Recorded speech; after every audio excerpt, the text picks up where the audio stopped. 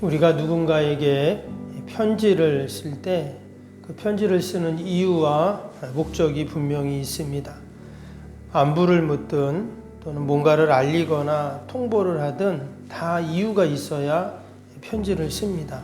바울이 골로새 교회 성도들에게 이 골로새서를 써서 보낸 이유도 분명히 있죠. 골로새 교회 성도들이 예수님이 어떤 분이신지를 알리기 위해서 이 골로새서를 썼습니다. 그 내용이 1장에 잘 기록이 되어 있었습니다. 그래서 예수님이 이런 분이다, 이런 분이다, 그런 내용들이 쭉 나왔었죠. 그 1장 9절, 10절 한번 보시면 앞에 이런 말씀이 있었습니다.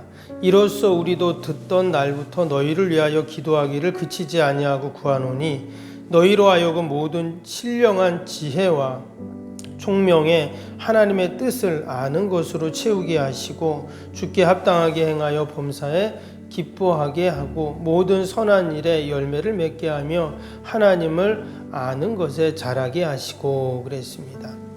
여기 보면 하나님의 뜻을 알고 또 하나님을 아는 것에 자라게 한다.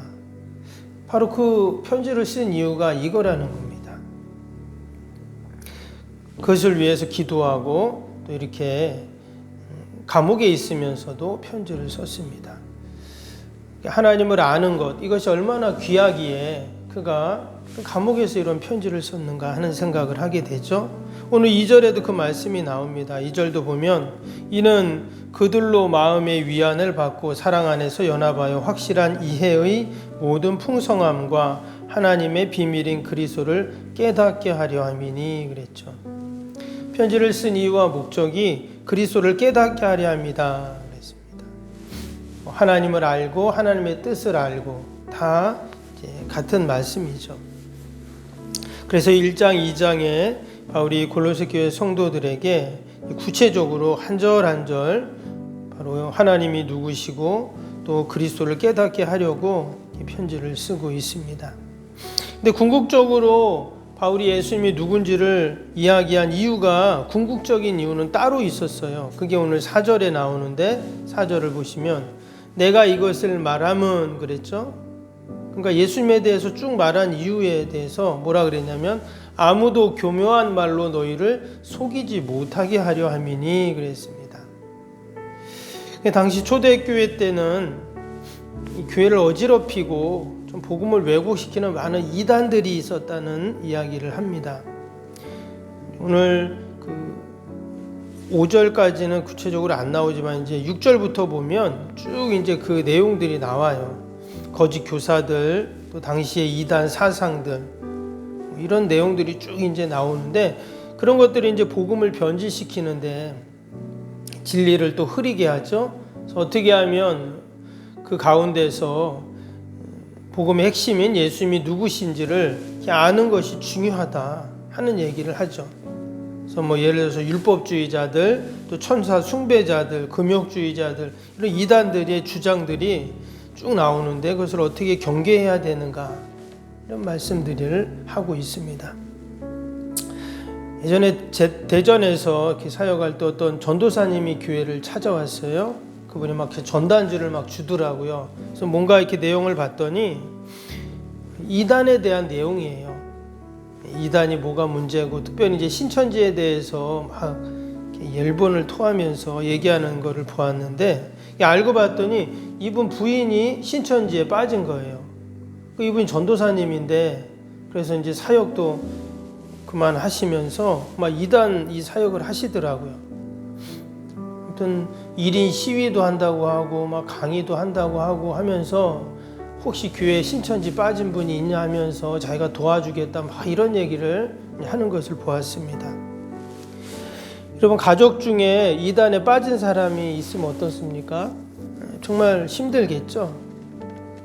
지금도 그런데 이 초대교회 당시에는 신학이 정립이 되지도 않고 교회가 바로 서 있지도 않은 때였기 때문에 당연히 그런 이단 사상이나 거짓과 진리를 구분하는 것이 결코 쉽지 않았습니다.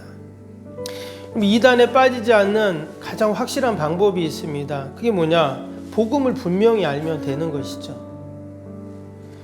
얘기 들었죠? 대부분 뭐 그런 신천지나 이단에 빠진 사람들이 기존 교회 다니던 분들이다, 이런 얘기를 합니다.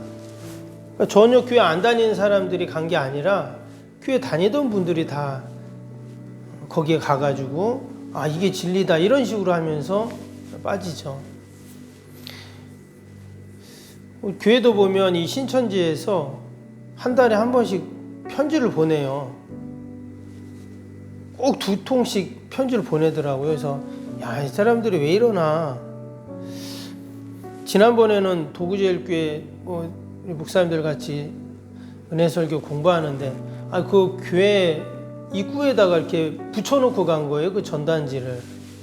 그래가지고 참 이 사람들이 참 왜 이러나 이런 생각도 하면서, 야, 이단이 이제는 뭐 이렇게 몰래 숨어서 이렇게 하는 게 아니라 이렇게 드러내서 자신들의 그 내용들을 이야기하는 것들을 이제 보게 되죠. 참 너무 안타깝고, 또 한편으로는 우리가 더 기도하고 또 우리가 진리 가운데 굳건히 서 있어야 된다 하는 생각을 또 해보게 됩니다.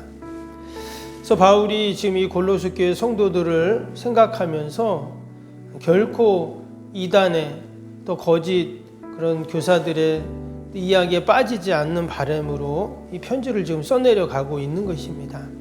오늘 1절을 한번 다시 볼까요? 1절에 보면 내가 너희와 라오디게아에 있는 자들과 물은 내 육신의 얼굴을 보지 못한 자들을 위하여 얼마나 애쓰는지를 너희가 알기를 원하노라. 그랬죠? 여기 보면 얼굴을 보지 못했다, 지금 이렇게 말했습니다. 지금 바울이 세운 교회가 아니라고 했죠. 그러니까 바울에 대해서 얼굴을 본 적도 없는 사람이 많이 있는 겁니다. 그런데도 내가 너희를 위해 얼마나 힘쓰는지를 알기를 원하노니 그랬어요. 바울이 지금 힘쓰고 있어요. 기도에 힘쓰고 있고 또 복음을, 진리를 전하는데 힘을 쓰고 있습니다. 그 위에 1장 마지막 절에도 29절에도 그런 말을 했죠. 뭐라고 했습니까? 이를 위하여 나도 내 속에서 능력으로 역사하시는 이의 역사를 따라 힘을 다하여 수고하노라 했어요. 바울은 늘 주님의 몸된 교회를 위해서 또 하나님 나라를 위해서 힘을 다해서 수고를 합니다. 왜? 그것이 하나님의 뜻이라고 그는 여겼기 때문에 그렇죠. 신명기 6장 5절 말씀에도 너는 마음을 다하고 뜻을 다하고 힘을 다하여 내 하나님을 여호와를 사랑하라 그랬습니다. 그리고 우리가 뭔가를 할 때 힘을 다하여 하는 것은 참 아름다운 모습이죠.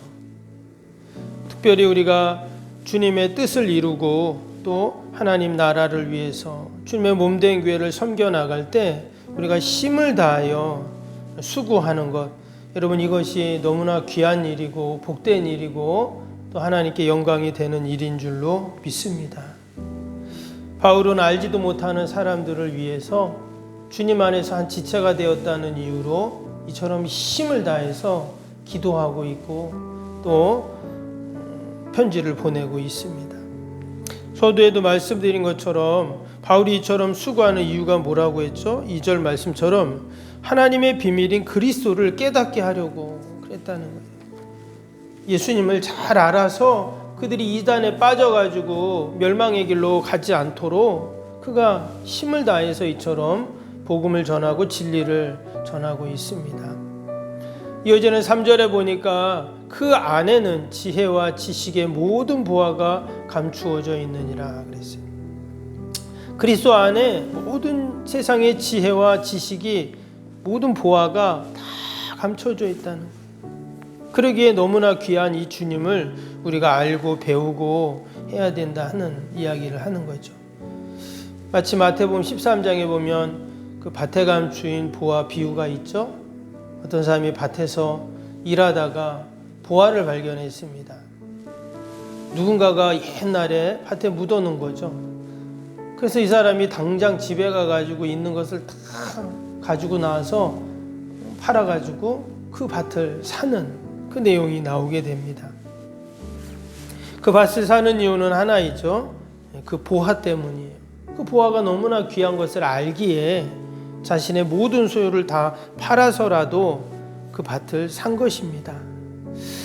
우리 인생의 가장 귀한 보화는 여러분 예수님이신 줄로 믿습니다.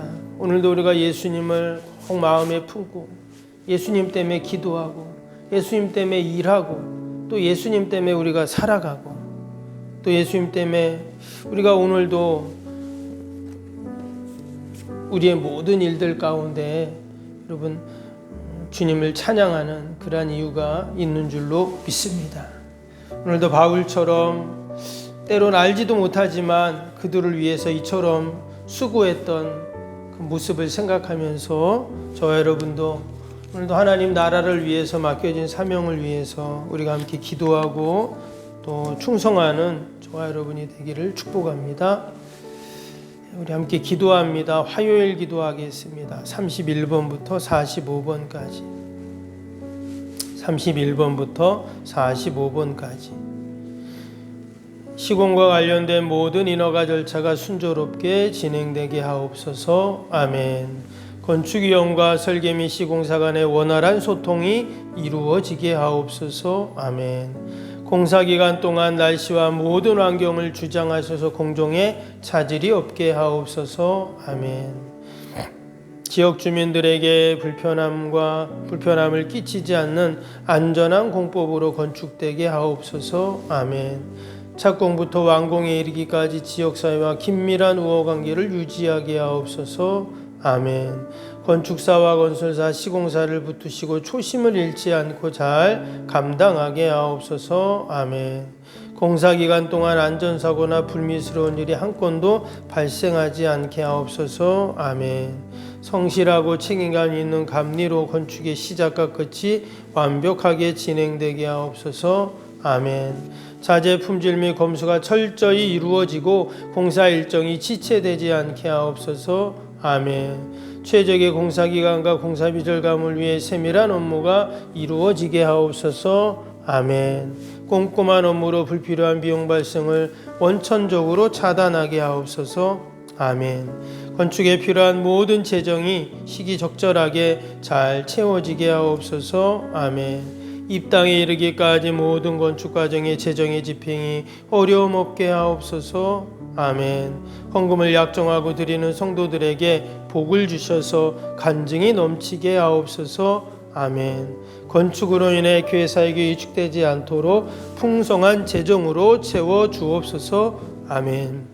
예수님의 이름으로 기도합니다. 아멘. 사랑과 은혜가 충만하신 하나님 아버지, 바울이 골로새 교회를 위해서 그 성도들을 위해서 힘을 썼다고 이야기합니다.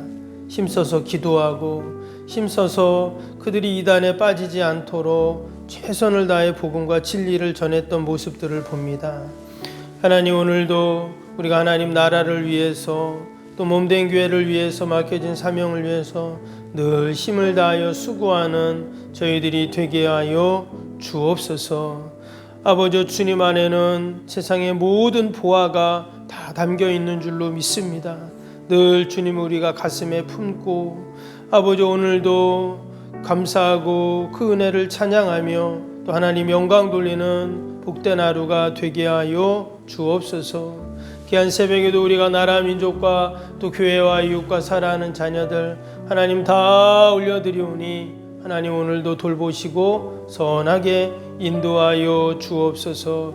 아버지, 추운 날씨에 우리 어르신들 건강 잃지 않도록 늘 강건하게 하시고 하나님 지키시고 보호하여 주옵소서. 오늘도 우리 가정과 일터와 자녀들 또 우리 교회 요양원 하나님 꼭 지키시고 어둠의 영들 틈타지 않도록 하나님 함께하여 주옵소서. 감사하며 예수님의 이름으로 기도하옵나이다. 아멘. 하늘에 계신 우리 아버지, 아버지의 이름을 거룩하게 하시며 아버지의 나라가 오게 하시며 아버지의 뜻이 하늘에서와 같이 땅에서도 이루어지게 하소서. 오늘 우리에게 일용할 양식을 주시고 우리가 우리에게 잘못한 사람을 용서하여 준 것 같이 우리 죄를 용서하여 주시고 우리를 시험에 빠지지 않게 하시고 악에서 구하소서. 나라와 권능과 영광이 영원히 아버지의 것입니다. 아멘.